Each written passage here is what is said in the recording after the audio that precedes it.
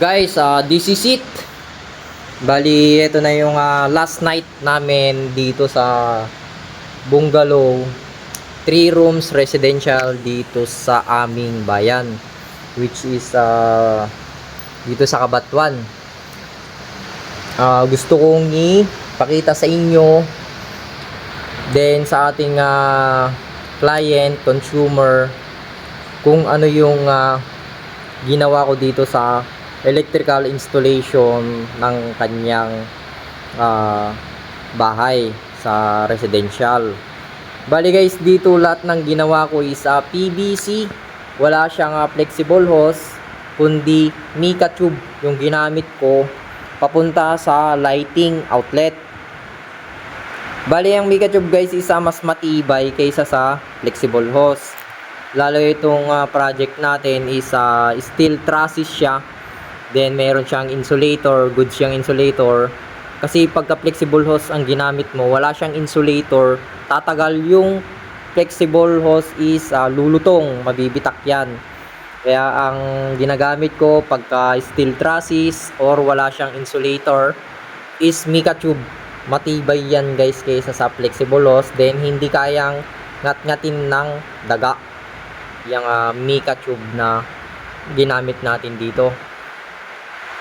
Mahal yung mica tube guys, kaso goods naman siya, pang matagalan siya. Ang per roll nito is 60 meters, isang rolyo. Ang size nito is 1/2.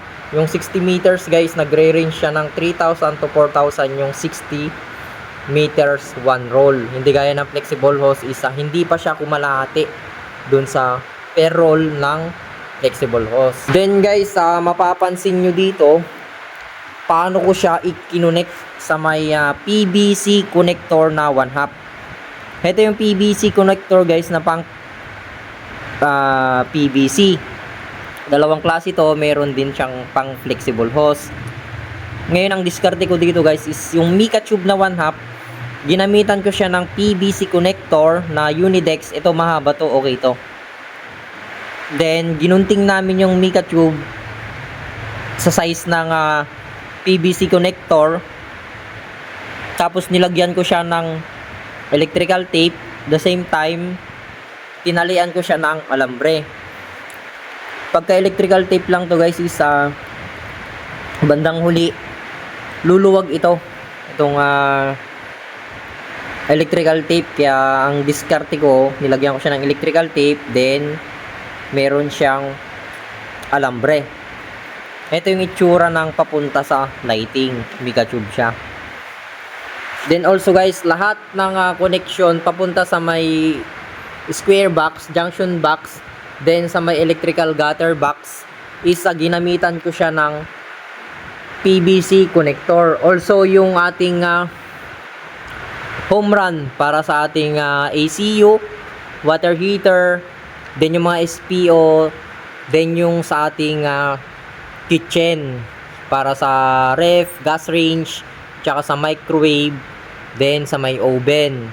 SPO also dun sa ating kitchen. Then guys, mapapansin nyo, merong 3/4 na nakausli dito na hindi siya na-bend. Ang purpose namin dyan is, ang purpose ko dyan para sa cable or wifi connection. Dyan natin ipapasok para kung sakaling gusto nilang mapalagyan yung 4 na kwarto, then sa living area, dining, then sa ating lanay, meron siyang papasukan na para sa cable or sa may wifi connection. 3/4 yan guys na PVC. Ang brand pala ng PVC, lahat ng ginamit ko dito guys is Unidex brand yung ginamit natin dito. Then also sa may mga bend niya na gaya niyan guys, hindi ako gumamit ng elbow, short or long elbow. Bali ang ginawa ko dito guys is ginamitan ko siya ng butane. Pinagbend ko yung butane gas. Wala akong ginamit na elbow dito. Maliban dun sa ating main entrance wire na 63 mm, gumamit ako ng long elbow doon. Pero dito sa ating home run ng lighting, then sa ating mga ACU, then water heater is lahat yan bended siya. hindi ako gumamit ng elbow. Then ito yung arrangement namin sa ACU din sa water heater. Yung kanyang tungtungan guys is ako na yung dumiskarte dyan. Ako na yung nag-welding dyan. Ginamit ko yung mga retaso na 16mm. Kaya ganyan yung outcome niya. Maayos siyang tignan. Then maayos din yung pagkakasalansan ng ating PVC 3/4 home run papunta dun sa ating electrical gutter box. Guys, bali hetong room 1 then room 2 is magkasama sila sa home run. Iisang home run yan. Which is yung ginamit naming circuit breaker dito is a miniature circuit breaker. Napakaselan, then branded siya. Snyder brand, pinagawa dun sa Manila. Customize yung aming ginamit na electrical panel board. Hetong room 1, then room 2, isang home run ng lighting yan. Then room 3 tsaka room 4, isang home run din yan. Ito guys, meron siyang electrical plan na sinunod namin as build siya. Madaming naidagdag. Then also dito guys sa living area tsaka dining, magkasama na yan. Sa may chandelier dining area, ito siya. Then sa may living area chandelier guys, yun yung area na yon is separated yung circuit breaker niya, which is 20 ampere yung ginamit naming circuit breaker nakalagay sa electrical plan. Then guys, also dito sa mga pin lights is magkaiba din yung home run niya. Bali sa may labas papuntang parking area is isang circuit breaker din yon, which is 16 ampere. Then dito sa may living area papunta dun sa may lanay area is isang circuit breaker din yon. Then dito sa dining area, then sa may kitchen is isang circuit breaker siya. Bali lahat ang nagamit naming home run ng lighting is 6 plus 1 na chandelier. 6 na home run ng lighting outlet, 16 ampere, then isang 20 ampere para sa chandelier connection natin. Bali 7 guys, 6 na 16 ampere, then isang 20 ampere.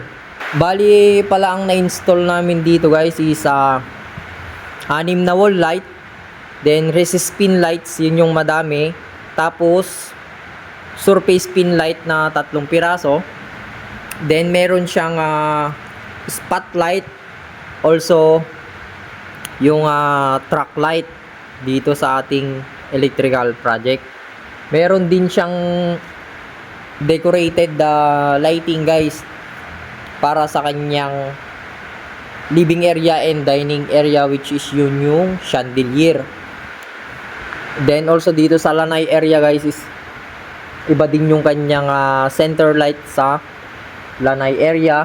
Meron din 5 exhaust fan. Tapos meron siyang the remote na ceiling fan. Guys, bali andito naman tayo sa may main service entrance wire, which is 63 ampere yung ginamit namin dyan. Then also sa kanyang generator connection. Yung layout natin dito guys is dumaan sa may ating ceiling. Hindi namin napadaan sa ground floor dahil madami siyang mababanggang I-beam, mga biga sa ground floor, lalo na yung kanyang tie beam. Ang diskarte namin dito guys is pinadaan namin dyan sa may taas. Ito yung outcome nya. Ayan, nag-elbow kami ng 2 piraso dun guys para sa main service provider. Then also dito sa generator papunta dito sa ating electrical gutter box. Bali guys, lahat dito is ginamitan namin siya ng PVC connector na 1/2 then 3/4 para hindi gumalaw or matanggal yung ating PVC 3/4 then 1/2. Mas okay to guys yan. Then also yung brand ng ating electrical gutter box is ARC brand. Okay to, goods yan. Ito yung recommended kong electrical gutter box na pinapabili sa ating customer. Then dito guys sa papuntang electrical panel board is 63mm din yan. Bumaba doon, 3 piraso yan. Then also yung kanyang generator, tapos main service provider, 63mm din yan. Dito naman sa kanyang electrical gutter box guys is ito yung purpose ko kung bakit naglagay ako ng ganyan, para may pondohan tayong home run papunta sa panel board. Kung sakali sa may panel board guys, short tayo ng wire sa termination, pwede nating hilain yan. Ang ginamit kong brand ng wire dito is Phelps Dodge, mula 3.5 pinakamaliit, 5.5, then 8.0. Meron tayong home run na 8.0 para sa ating 3 HP na aircon. The rest guys is 5.5 para sa ating water heater, then 2 HP na ACU, also 1.5 ACU. So naman lighting guys, then chandelier is minimum tayo 3.5 yung ginamit kong wire. Also guys, dito pala is ginamitan ko siya ng end bell 63mm yan. Bali ako na gumawa dyan sa end bell na ito, para in case na hihila ng wire yung kasama natin is hindi siya masusugat. Lalo na itong electrical gutter box is metal siya. Ito guys, goods to, hindi masusugat yung wire natin dito. Fit na fit guys yung pagkabutas ko dito sa ating electrical gutter box na sinalpakan ng 63mm. Ayan yung itsura niya. Then also guys, yung sa may line ng doorbell, dito ko na din siyang isinama sa bagong patayo na bahay ni boss, yung connection ng doorbell papunta doon sa may main gate nila.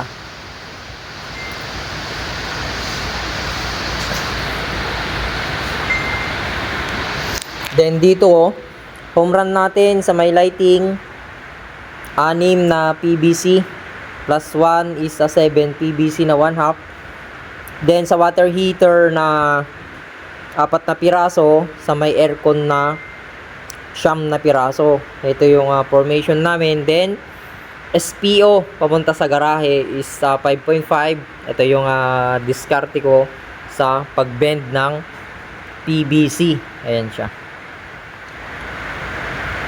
Malinis siya guys yung pinang bend namin dito sa PVC, lalo na sa area na dito papunta dun sa dulo yung kanyang bend. Ayan yung sa PVC 3/4 guys, then 1/2. Ito yung diskarte ko guys sa paghilera, sa pagbend ng PVC. Malinis siyang tignan. Ayan, malinis yung pagkasalansan niya. Then also pala guys, sa pinagtali ko dito sa niwelding kong 16mm is alambre yung ginamit namin dyan. Then meron siya dyan, also dyan, para hindi siya yung totally na lalaylay bababa yung PVC natin.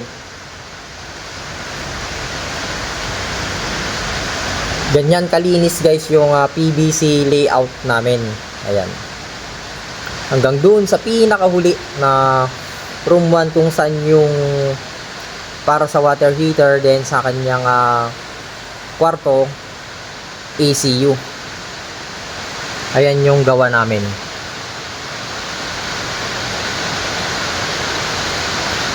Ayan siya. Ganyan kalinis guys yung hilera namin sa home run. Puro kanyan guys, 5.5 with grounding tayo dyan. Meron siyang earthing. Itong ginawang bahay natin sa residential 4 rooms bungalow. Ito na yung one guys, final na layout namin dito sa aming project. Bali ite-turn over na namin to. Hindi na kami akyat dito sa taas. Maliban na lang kung meron ipapa-additional yung ating boss dito sa ating ginawang bahay niya, or meron tayong maintenance dahil itong boss natin, anytime pag tumawag ito is isang tawag lang, pupunta na tayo agad dahil mabait itong ating boss na ginawa natin ng electrical project. Then ito yung tipong mayaman, nasa kanya na lahat, pero pagdating sa ipinapagawa niya sa'yo, sa amin, basta't ayusin mo, then gawin mo ng tama, walang problema sa kanya sa labor. Then also, ayaw niya nang naluloko itong boss namin at talagang makakatikim kung sakaling ginagago mo kung may maipapagawa siya sa'yo. Sa amin guys is itong boss namin is wala pa kaming pinagkaintindihan na hindi. Ang gusto niya lang, kung matapos mo isang project, yung isang ipapagawa niya, explain mo, then yung mga pinapabili mong electrical materials, i-describe mo sa kanya, explain mo din sa kanya kung para saan yon, then yung quality ng ipapabili mong electrical materials, walang problema sa kanya yon, bibilihin niya yon. So ayun lang guys, final event na ito.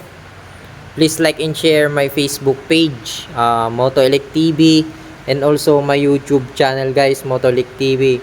Then yung kasama ko pala dito is yung kumpare ko, si Pare Roman. Then yung kapatid niya, in-extra namin yun para matapos na namin itong project natin. Also pala, kung sino nagtatanong, yung nagtatanong sa aking YouTube channel is taga Isabela po ako. Accredited electrician ng Iselco 1, then Iselco 2. Meron din tayong NC2 EIM, Electrical Installation and Maintenance, tayo dito sa ating area Isabela. Pwede din po kaming dumayo kung meron na gaya nung nagtatanong sa akin na taga Cavite. Pwede po yun, pwede po kaming dumayo. Then additional na lang po sa aming electrical installation labor dahil dadayo kami. Then also guys, gustong magpa-install din na plumber, nagpla-plumbing din po kami, nagwa-waterline, gumagawa din po kami ng waterline connection sa ating